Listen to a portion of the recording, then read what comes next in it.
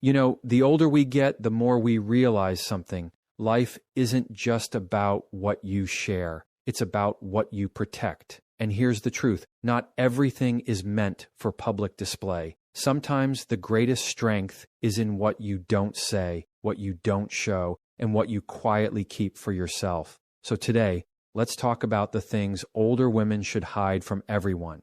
Not because you're secretive, but because you're smart. When you reach a certain stage in life, you realize that not every part of your journey needs to be narrated to the world.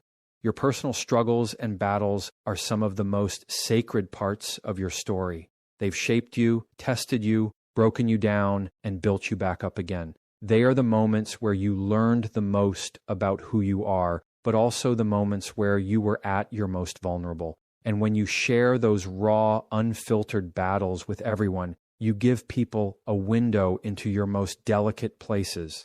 Not everyone will treat that information with care. Some will sympathize, some will admire you, but others might use it to define you, to reduce you to those moments, or worse, to manipulate you.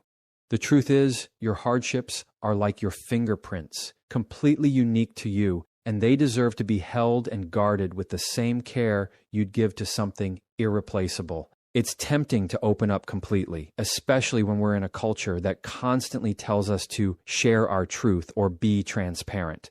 But transparency has limits when it comes to self-preservation. There is a difference between being honest and being exposed. You can be honest about the fact that you face challenges without narrating every detail of the pain. There is strength in letting people see your resilience, without letting them dig through the exact trenches you've crawled out of. The people around you don't need to know the full scope of the nights you cried yourself to sleep, the times you thought about quitting, or the heartbreak that made you question your worth. Those moments are sacred because they belong to you, and you are the one who decides when, where, and with whom they are shared. When you tell everyone about your deepest struggles, you risk giving away parts of yourself that you may not be ready to have judged or misunderstood. It's important to remember that the human mind loves to label and categorize. Once you share a painful chapter, some people will forever read you through that lens.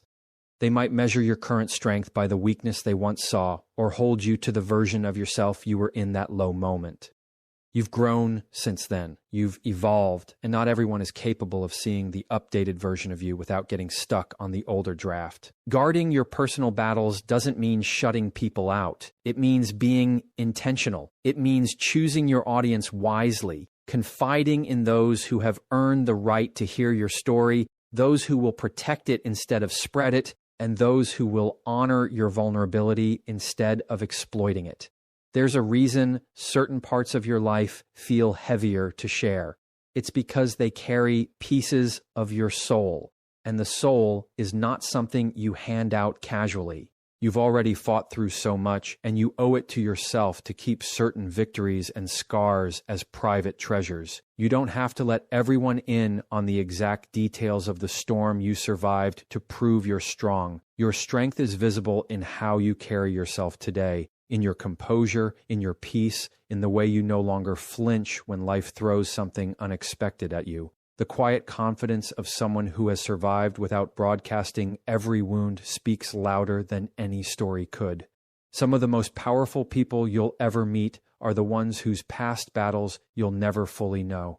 They've mastered the art of holding their history close, letting only the wisdom, not the wounds, show. Money is one of the most personal and sensitive subjects in life, and as you grow older, you start to understand the power that comes with keeping your financial details private. Your financial situation, whether it's abundant or modest, is not something that needs to be on display for public opinion. The reality is, once people know exactly what you have, they will start to form narratives in their minds. Some will expect you to give or help more. Others might envy or resent you, and some may even start to calculate how they can benefit from your position. When you keep your finances to yourself, you hold control over how people interact with you, and you protect yourself from expectations that can quietly become burdens. It's not about being secretive for the sake of secrecy, it's about self-protection and independence. Money changes the way people see you, sometimes in ways you won't even notice at first. A simple piece of financial information can plant a seed of judgment that grows over time. If someone believes you're doing exceptionally well, they might assume you can afford to say yes to everything.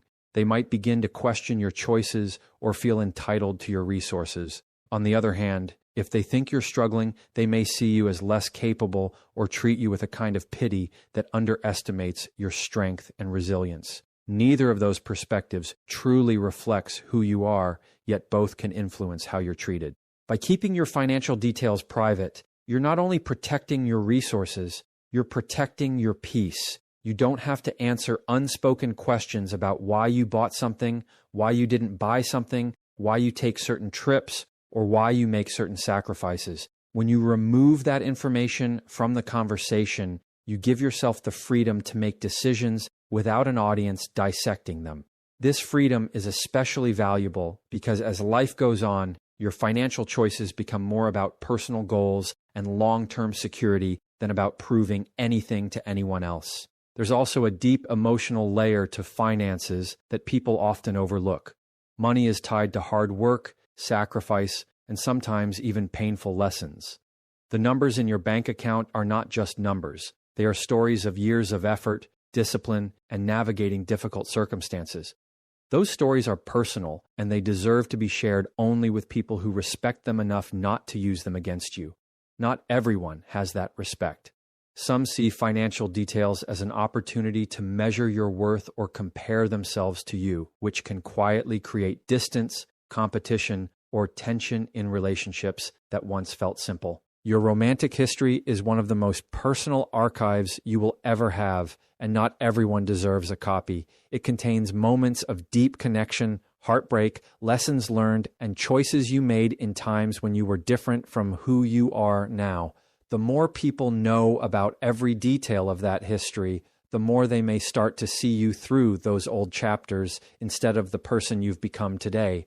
There's a certain power in allowing your current self to be defined by your present actions rather than by a trail of past relationships that no longer reflect your reality. Protecting that history isn't about hiding mistakes or pretending they didn't happen. It's about keeping those experiences in the hands of people who will treat them with respect, not as gossip or ammunition. When you share too much about who you've been with, what you've been through, and why things ended, you open yourself to interpretations you can't control. People will filter your story through their own beliefs and biases, and once a narrative takes root in their mind, it's hard to change. They might view you through the lens of your past partners, assuming those choices define your standards or your value.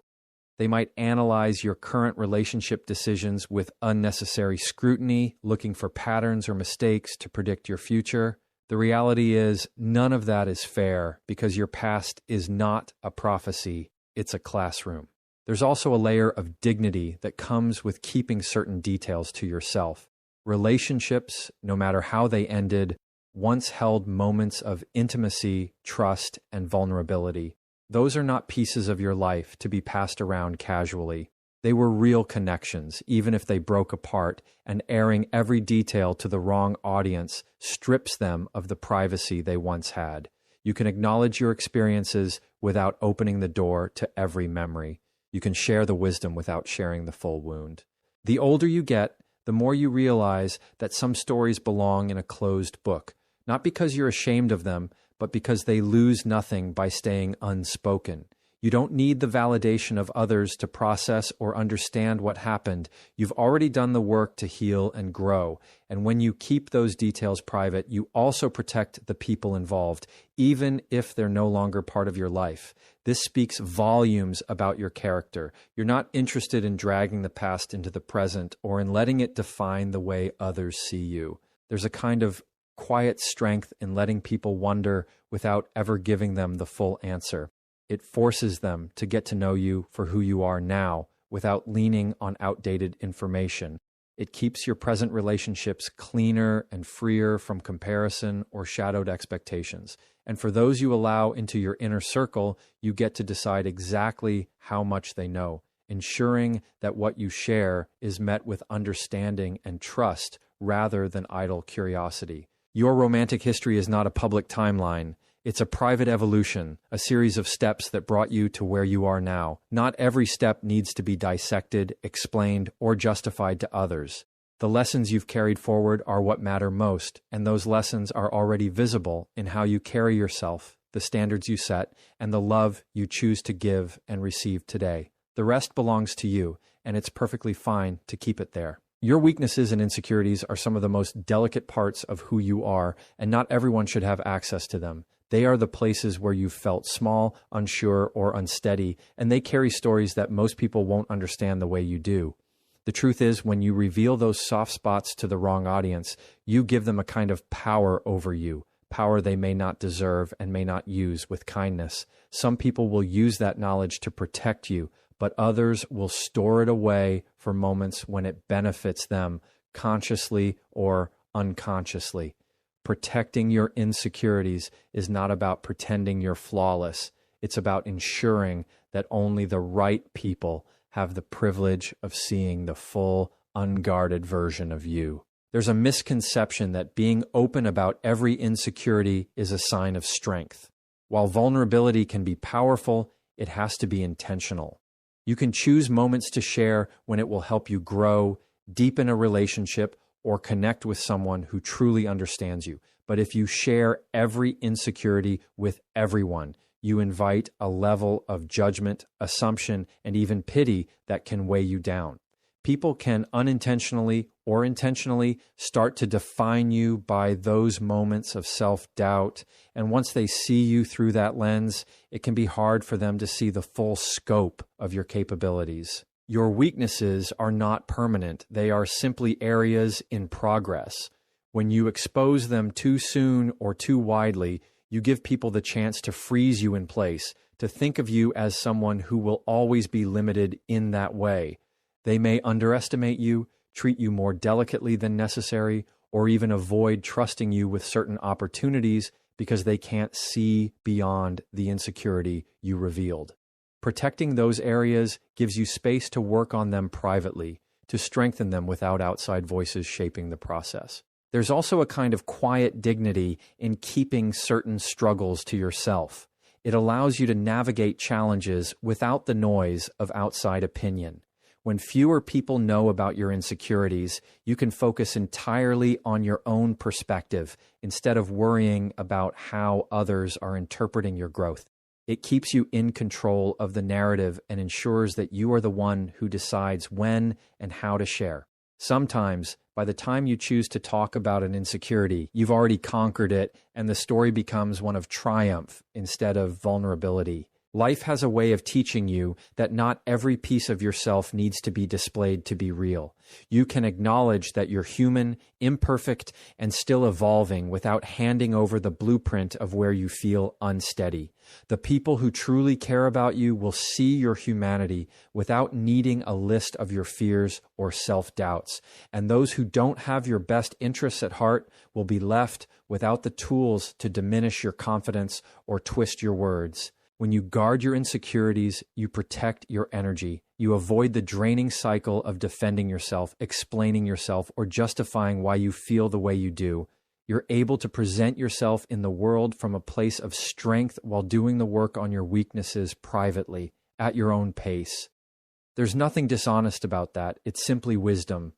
The most self-assured people you meet are not those who share every flaw, but those who know exactly which parts of themselves are safe to give and which are better kept in trusted hands. Your long-term strategic plans are some of the most valuable and sensitive parts of your life, and they are not something that should be laid out for everyone to see. These plans hold your ambitions, your vision for the future, and the careful steps you've designed to get there. When you share them too openly, you expose yourself to unnecessary influence, doubt, and sometimes even sabotage.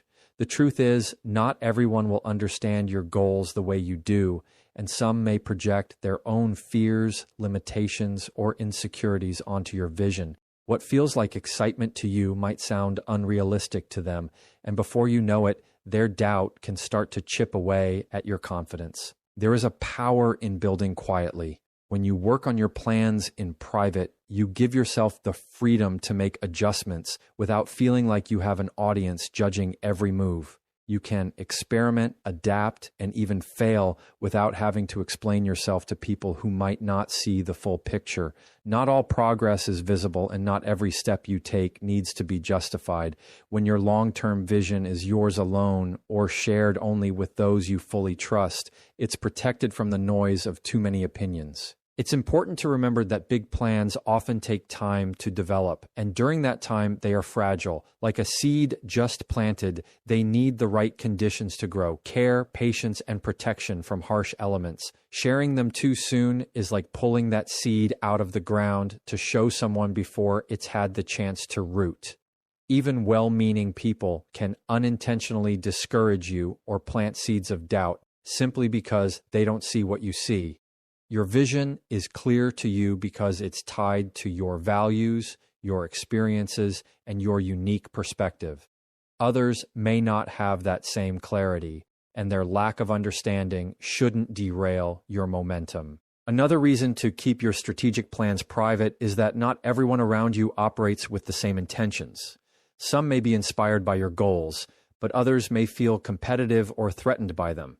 In certain situations, revealing too much can open the door to people copying, undermining, or even blocking your progress. Privacy gives you the advantage of moving at your own pace without external interference. It allows you to surprise the world with results instead of promises. There's also a mental benefit to keeping your plans close. When you speak too much about a goal before it's achieved, you can trick your brain into feeling like you've already done the work. Talking about it can create a sense of accomplishment that replaces the drive to actually make it happen.